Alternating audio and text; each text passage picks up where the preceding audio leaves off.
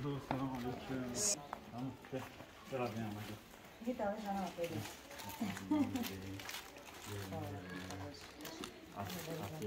Konumuzun devamında size ulaştık. Sosyal medyadaki durumunuzu gördük. Size ulaşmaya çalıştık. Elhamdülillah geldik, adresimizi bulduk. Bir şekilde size ulaştık.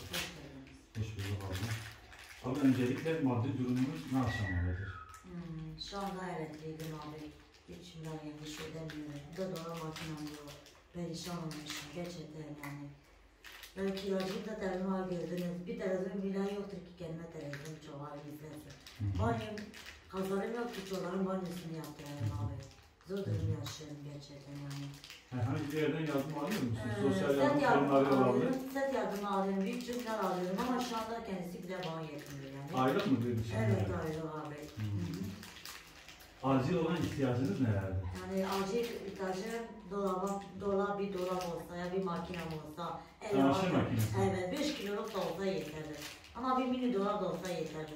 Bir küçük bir televizyonum olsa, bir elektriğim olsaydı, bir kazanım olsaydı bari çoğaların banyosunu yaptırayım. Bir ay çoğaların banyosunu yaptırayım. Evet abi. Serimde olunca biraz serin telefona bir fiş taksam çoğaların biraz serin olsun. Bazen akşam olunca vallahi yutamıyoruz. Bakkala gidiyorum bütün borçlarım vardı. Ne için? Mum 7,5 milyon olmuş. Bazen var bazen yok. Nereye getireceğim? Akrabalarınızdan herhangi bir yardım alıyor musunuz? Size yardımcı olan maddi konuda. Hiç kimse yardım etmiyor. Ne kayınbabam gibi ne benim annem. Onların evinde her şey var ama benim evimde hiçbir şey yoktur.